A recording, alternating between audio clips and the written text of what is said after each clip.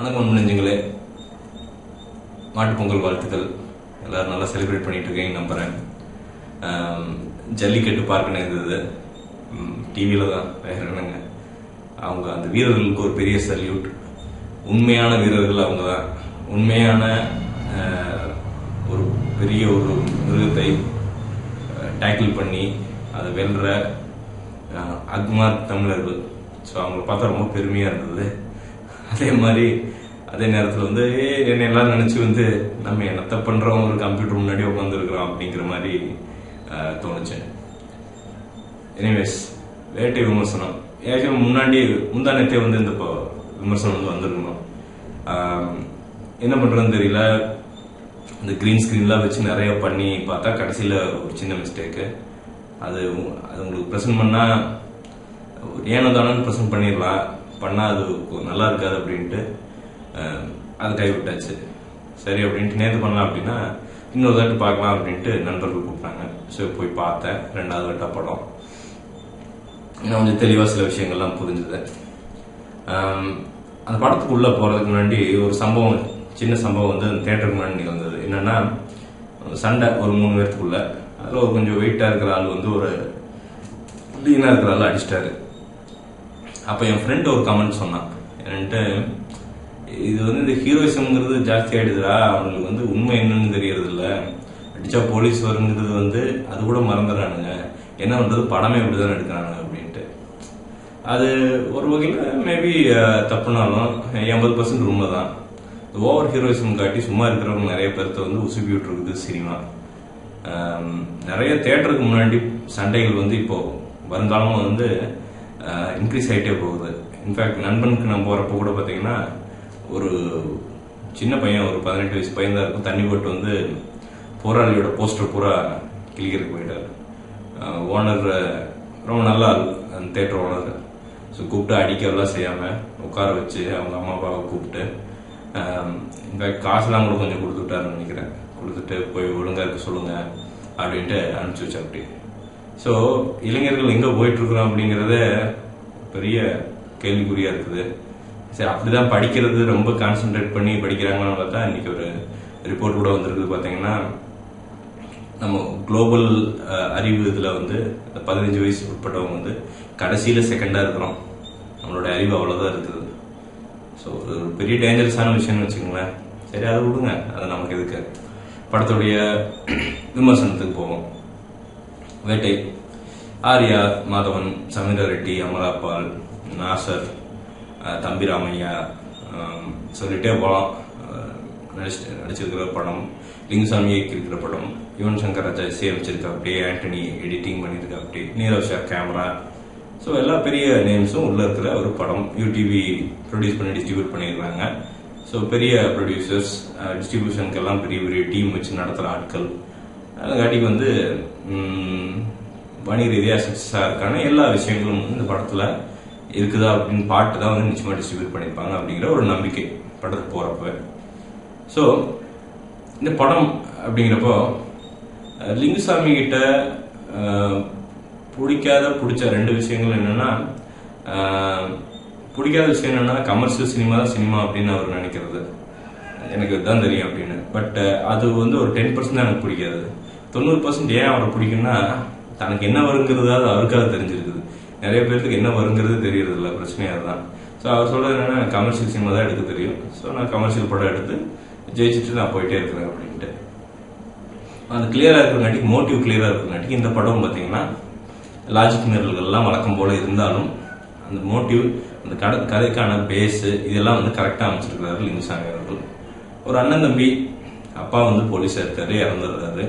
அந்த பதவி அண்ணனுக்கு வருது. அண்ணன் கோலையா இருக்கிற, அப்படி அண்ணன் ஆர்யா, தம்பி அண்ணன் மாதவன், தம்பி ஆர்யா. ஸோ கோலையா இருக்கிற போலீஸை என்ன பண்ண முடியும், அது ஹெல்ப் பண்ண முடியலையா, அதுக்கு ஆர்யா நல்லா இருந்து ஹெல்ப் பண்ணி அண்ணனுக்கு பல விஷயங்களை பண்ணி கொடுக்குறாரு. அது பண்ணி கொடுக்குறங்காட்டி நிறைய பிரச்சனைகள் வருது. அந்த பிரச்சனையை எப்படி ஃபேஸ் பண்ணுறாங்க, இந்த ஃபார்மிடபிள் வில்லன் அப்படின்னு வழக்கம் போல கமர்ஷியல் படத்தில் வருவாங்க இல்லையா, அந்த வில்லனை எப்படி டேக்கிள் பண்ணுறாங்க. இதுக்கடையில் இவங்க 2 பேர்த்துக்கும் மாதவன் சமீரா ரெட்டி கல்யாணம் ஆகுது. இது ஆர்யாவும் அமலா பாலும் காதலிச்சு கடைசியில் கல்யாணம் பண்ணிக்கிறாங்க. எப்படி பண்றாங்க அப்படிங்கிறது கதை. இந்த படத்தினுடைய பாசிட்டிவ் அப்படிங்கிறது என்னென்னலாம் அப்படின்னு பார்த்தீங்கன்னா, நிரோஷ் சாரனுடைய சினிமாட்டோகிராஃபி ரொம்ப ஃப்ரெஷ்ஷாக இருக்குது. நான் ஃபர்ஸ்ட் தேட்டர் பார்த்தப்போ கூட அந்த ஸ்க்ரீன் சரியில்லை அந்த தேட்டரில், ஓரளவுக்கு தெரிஞ்சுது. பட் இன்னொரு தேட்டரில் பார்த்தப்போ ப்ரொஜெக்டர் ஸ்க்ரீன் ரெண்டுமே 2 நாளில் இருக்குது. ஸோ ரொம்ப கிளியராக, கிறிஸ்டல் கிளியராக இருந்தது காட்சிகள்லாம். ரொம்ப பார்க்கறக்கே தெளிவாக இருந்தது படம் பூராமே. ஸோ அந்த காட்சிகள் ஃப்ரெஷ்னஸ்னாலே படம் போர் அடிக்கிறதுக்கான வாய்ப்பே தெரியறதில்ல. ஒரு மாதிரி நல்லா ஒரு புது ஃபீலிங் தருது அந்த சினிமாட்டோகிராஃபி நிரோஷ் சாருடையது. இன்னொரு பெரிய பலம் அப்படிங்கிறது இந்த படத்துல என்னன்னா, மாதவன் ஆர்யாவுக்கும் சமீரா ரெட்டிக்கும் அமலா பாலுக்கும் ஒர்க்கா இருக்கிற கெமிஸ்ட்ரி. இவந்தோ இது ரொம்ப ஆழமா போய் நடிக்க வேண்டியது இல்லைனாலும், அண்ணன் தம்பி அப்படின்னா கன்வின்சிங்கா இருக்கணும் இல்லையா, அந்த பேச்சுக்கள் இதெல்லாமே ஸோ அந்த மாதிரி அதே மாதிரி சமீரா ரெட்டி அமலா பால் அவங்க அக்கா தங்கச்சி இதெல்லாமே கொஞ்சம் கன்வின்சிங்கா இருக்குது அப்படின்னு சொல்லலாம். பார்த்தா அக்கா தங்கச்சி மாதிரி தெரியுறாங்க அப்படின்னு நிச்சயமா சொல்லலாம். அதே மாதிரி இவங்க 2 பேர் பேர், அதாவது மாதவன் சமீரா ரெட்டி ஆர்யா அமலா பால், இவங்க பேரும் அந்த கெமிஸ்ட்ரி கரெக்டா இருக்குது.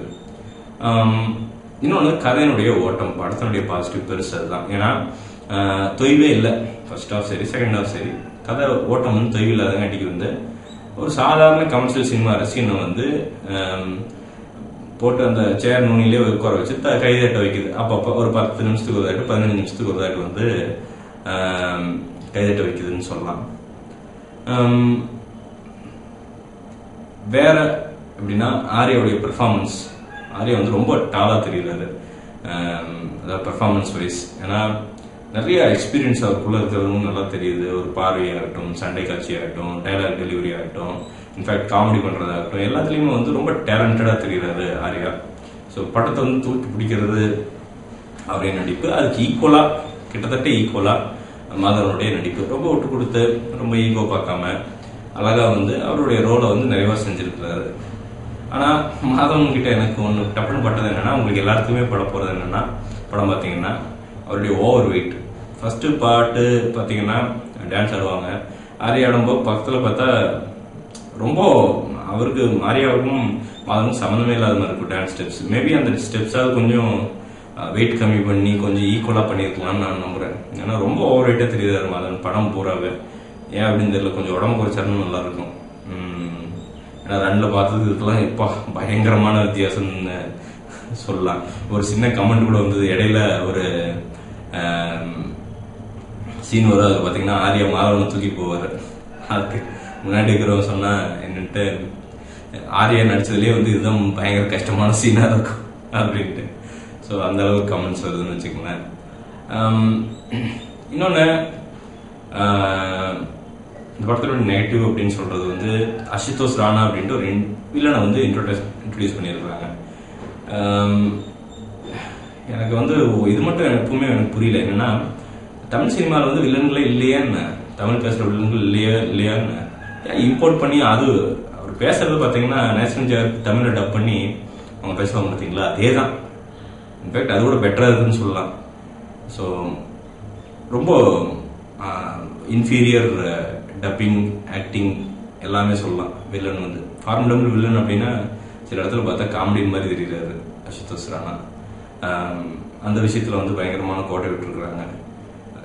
ரீ ரெக்கார்டிங், இன்ஃபேக்ட் பாடல்கள் பாப்பா பாப்பா இன்னொரு பாட்டு வரும், அந்த ஒரு லவ் சாங் மாதிரி வரும், அது மட்டும்தான் மனசுல நிக்குது. மித்த எந்த பாடலுமே பெருசா மனசுல நிக்கல. ரீ ரெக்கார்டிங் பாத்தீங்கன்னா ஒரே ஒரு அந்த லூப் மாதிரி ஒரு பேக்ரவுண்ட் ஆர்யா வரப்போ வரும், அதை மட்டுமே ஒரு 200 தான் ரிப்பீட் பண்ணிருப்பாருன்னு நினைக்கிறேன் யுவன் சங்கர் ராஜா. தலை வலிக்குதுங்க. ஒரு சின்ன தேட்டர்ல உட்காந்து பாத்தீங்கன்னா காது கிழிஞ்சிடுது, ஜவு கிழிஞ்சிடுது. போட்டு பேஸ் போட்டு டபால் டிபின் டமால் டிமின் போட்டுருக்காரு யுவன் சங்கர் ராஜா. இதுக்கிடையில அதே படத்துல யுவன் சங்கர் ராஜாவே பாத்தீங்கன்னா ஒரு இளையராஜா பாடல் ஸ்பீக்கர்ல பாடுற மாதிரி ஒரு சீன் வரும். அதுல அந்த இளையராஜா பாட்டு பாடும்போது அந்த ஸ்பீக்கர் நான் நோட்டீஸ் பண்ண விஷயம் அதுதான். காதை கொஞ்சம் கூட ஹர்ட் பண்ணாது. அந்த இத்தனையோட ஒரு பிட்டு வரும் அந்த பாடல் இனிக்கும் பொன்னிசையும் சம்திங் பாட்டு. ஸோ அவங்க அப்பா எவ்வளோ அந்த இசை பியூரா மக்களை, அதாவது மக்களுக்கு, அதாவது ரொம்ப பியூர் இசை, மக்களை ஹர்ட் பண்ணாத இசை. இது காதல் நிச்சயமா ஹர்ட் பண்ணுது யுவன் சங்கர் ராஜாவுடைய இசை இப்போ வர வர. ஏன்னா பேஸ் ரொம்ப ஜாஸ்தியா இருக்குது. குறைச்சாருன்னா கொஞ்சம் நல்லாயிருக்கும். மற்றபடி தம்பி ராமையாவுடைய கேரக்டர் நல்லா சொல்லிக்கிற மாதிரி ஒரு கேரக்டர்னு சொல்லலாம். சின்ன சின்ன காமெடிகள் பண்ணுறனாலும் ரொம்ப தெளிவாக பண்ணியிருக்காரு தம்பி ராமையா. அவருக்கு ஒரு பெரிய ஃபியூச்சர் இருக்குது. சோலோவா ட்ராக்லாம் பண்ணுறதுக்கு வந்து இனி முயற்சிக்கலாம் அவர். ஏன்னா அவர் ஒரு ரெக்கக்னிஷன் வந்துருச்சு அவருக்கு தமிழ்நாடு பூரா. இவரா அப்படின்ட்டு வந்து ஈஸியாக ரெக்கக்னைஸ் பண்ணிடுறாங்க மக்கள். அதுவும் அவர் ஆக்டிங்குமே அவர் மூஞ்சியுமே வந்து அந்த சினிமாக்கான ஒரு காமெடிக்கான மூஞ்சி வந்து நிச்சயமாக இருக்குது அப்படின்னு வந்து சொல்லலாம். லாஜிக் இந்த படத்தில் நிச்சயமாக பார்க்கவே முடியாது. லாஜிக்ங்கிறது அந்த கமர்ஷியல் பட லாஜிக்னு சொல்லுவாங்க இல்லையா, அந்த மாதிரி ஒரு லாஜிக்கு. ஏன்னா ஏங்க ஒரு ஹீரோ எவ்வளோ வில்லனைங்க அடிக்க முடியும்? ஆரியா ஒரு கிட்டத்தட்ட படம் மூலம் பார்த்தீங்கன்னா ஒரு 150 பேர் அடிச்சிருப்பாரு, மாதவன் ஒரு 100 பேர் அடிச்சிருப்பாரு. ஸோ அப்போங்கிறப்பவே உங்களுக்கு எந்த லாஜிக் எல்லாமே போச்சுன்னு வச்சுக்கோங்களேன்.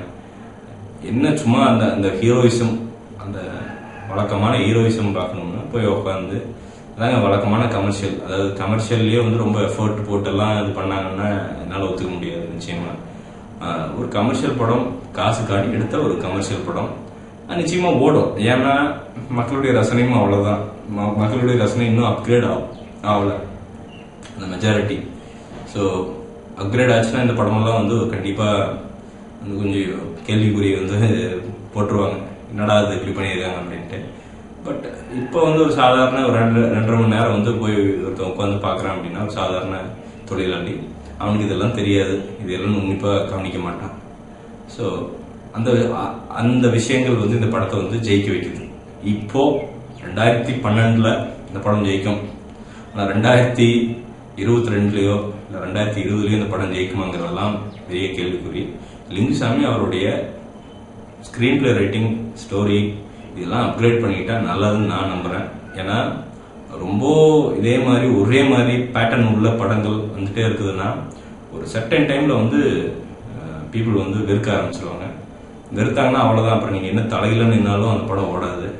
ஸோ அதுக்கு முன்னாடியே வந்து கதைகள் வந்து கொஞ்சம் லாஜிக் இருக்கிற மாதிரி இன்னும் கொஞ்சம் ஆழமாக அந்த பில்டப் எல்லாம், ஹீரோ பில்டப், ஹீரோயின் பில்டப், இதெல்லாம் பில்டப் எப்படி பண்ணுறது அப்படிங்கிறது மேபி பார்த்து கூட பண்ணலாம். மற்ற படங்கள் பார்த்து கூட பண்ணலாம். ஒரு இன்ஸ்பயர் ஆகி இப்போதாங்க இன்ஸ்பயர் ஆகிறேன்னு நிறைய படத்தை இன்ஸ்பயர் ஆகி பண்ணுறது இல்லையா? ஆக்சுவலாக அது பண்ணக்கூடாது. அப்படி ஒரு இங்கிலீஷ் படத்தை பாட்டு அப்படியே நான் அந்த படத்தை பார்த்தேன் உடனே அது வந்து தமிழில் பண்ணுறேன் அப்படின்னா, இங்கிலீஷ் படங்காங்கிட்ட வந்து நீ கேட்டியா? கோர் ஐடியா அவனோடது. அந்த கோர் ஐடியா எடுத்துட்டு நீ எக்ஸ்பேண்ட் பண்ணுற, அந்த கோர் ஐடியா தான் கதையே, உண்மையே அதுதான். அப்படிங்கிறப்ப அதுவும் ஒரு இல்லீகல் விஷயம் தான். பட் அதை இங்கே யாரும் ஒத்துக்க போகிறான்? சொன்னோம்னா என்ன குறை சொல்லுவாங்க, இவன் பாடுறான், ரிவ்யூ பண்ணுறான், சும்மா உட்காந்து கேமரா முன்னாடி உட்காந்து ஒரு பெரிய தாத்தா மாதிரி பேசுகிறாரு அப்படின்ட்டு. ஸோ நேர்களே, இந்த படம் இவ்வளோதான். இந்த படம் பாசிட்டிவ்ஸ் நெகட்டிவ்ஸ் எல்லாமே அலசியாச்சு எல்லா டிபார்ட்மெண்ட்லேயும். இந்த எடிட்டிங் வந்து ஆண்டனி கொஞ்சம் தெளிவாக பண்ணியிருக்காருன்னு சொல்லலாம். ஏன்னா கொஞ்சம் சின்ன சின்ன மைனர் ட்விஸ்ட்ஸ் எல்லாம் இடையில வருது, அதுக்கு வந்து எடிட்டிங் தேவைப்படுது. மியூசிக் நான் சொல்லிட்டேன் உங்களுக்கு. காஸ்டியூம் கொஞ்சம் தெளிவான காஸ்டியூம், சிம்பிளாக இருந்தாலும் எல்லாத்துக்கும் சரி, லேடிஸ் ஜென்ட்ஸ் எல்லாத்துக்குமே வந்து ரொம்ப அழகாக வந்து பண்ணியிருக்காங்க காஸ்டியூம். ஸோ ஆகமத்தில் வந்து கமர்ஷியல் ஒரு மாட்டு பொங்கலுக்கு போய் ஒரு ஃபேமிலியோட போய் உட்காந்து பார்க்குறேன்னா தாராளமாக அவங்க வந்து எந்த லாஜிக்கும் பார்க்காம பார்த்துட்டு வரணும். நிச்சயமாக நல்ல படம் அப்படின்னு சொல்லலாம். இந்த படத்துக்கான என்னுடைய ரேட்டிங் என்ன தருவேன்னா 3.2 தருவேன். அதுக்கு மேலே தரதுக்கு இங்கே ஒன்றும் இல்லை. ஏன் அப்படின்னா நிறைய விஷயங்கள் சொல்லலாம். லேக் லிஸ்டர் டைலாக்ஸு, டைலாக் எழுதிக்கிறவங்க வந்து